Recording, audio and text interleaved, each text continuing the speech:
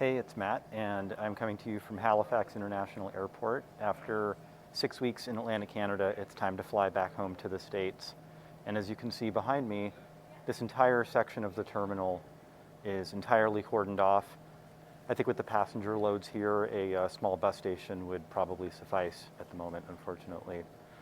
I am going to do a little trip report since a lot of you asked for one. And I'm going to be flying tonight from Halifax to Toronto on Air Canada, staying at the Sheraton Gateway in the Toronto airport, flying Air Canada from Toronto to Calgary in the morning, and then connecting on Delta to Minneapolis. And this will allow me to avoid any domestic connections in the US. Calgary to Minneapolis is the only nonstop Canada to Minneapolis route right now. When I checked in, the agent told me that there are about 30 passengers on our flight total and 30 employees servicing this flight. So obviously the workers are scared for their jobs. Strong argument to be made that the government should be paying them to stay home. Canada's aviation sector has not received a bailout in the way that the US aviation sector has. On the other hand, Canada's airlines have also been holding passenger refunds hostage, so a lot of politics there. But let's fly. This other end of the terminal is shuttered too. Super creepy.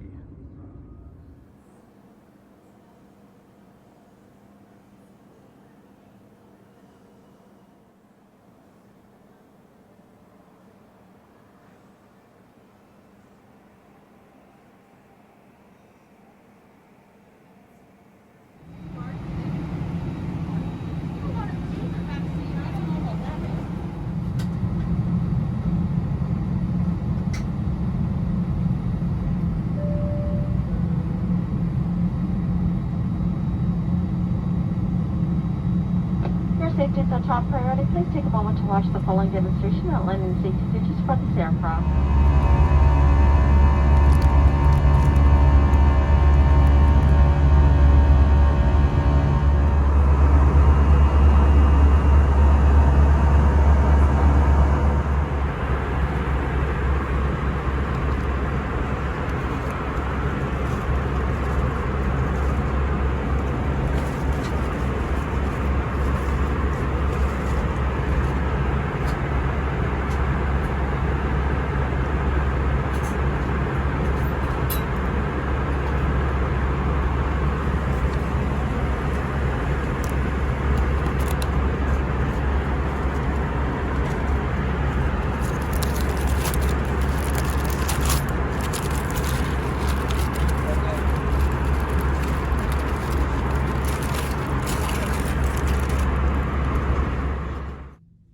Made it to the airport Sheraton here in Toronto. Not the most exciting room. This hotel is under reno and everything's a little dated right now. But we got a standard sanitation kit. And I've stayed in the few hotels during the pandemic, and this is actually the first one that actually has this kind of nice sturdy looking pouch with a mask in it. You'd think that would be more common. And got a decent breakfast voucher, I think $23. For a hotel like this is fairly generous given that they're actually not serving that much right now. And probably the highlight is out the window, tarmac view. Obviously things are a little quiet, and I'm gonna wash up, rest up, and on to Calgary in the morning.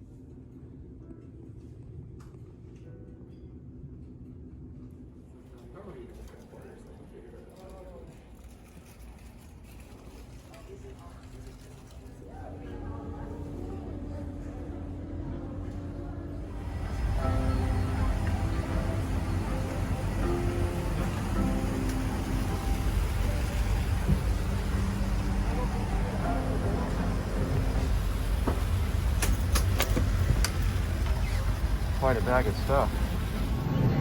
Yeah.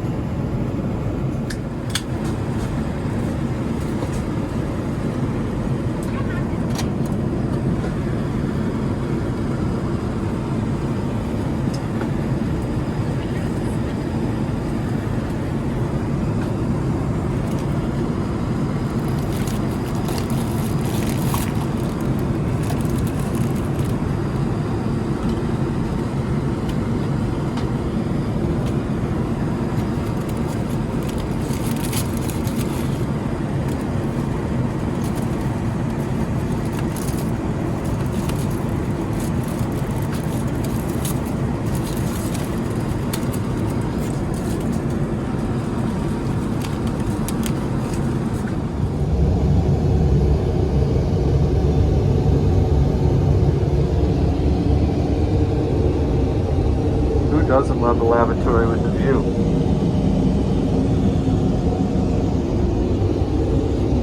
Also motion sensor. So bad.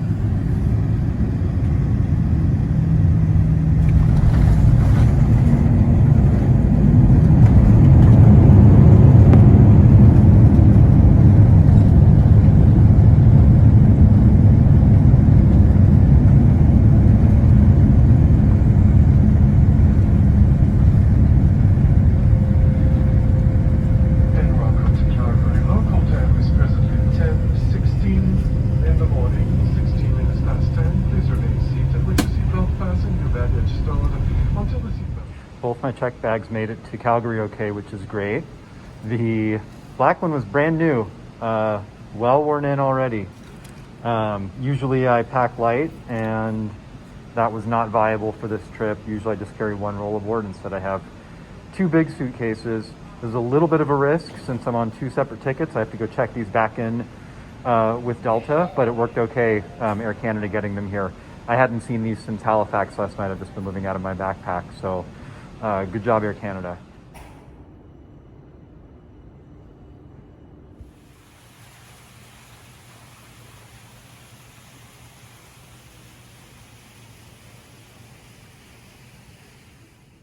The U.S. Transborder Terminal here in Calgary, beautiful, airy, spacious, and also pretty much desolate. And most of it is closed off entirely. Only 3 U.S. flights have yet to depart today. It's crazy. When I checked in with Delta, the agent validated my COVID test results per the new U.S. requirement. I got this done at a private lab in Halifax on Wednesday, the 10th. The results came back yesterday, the 12th, and today's the 13th.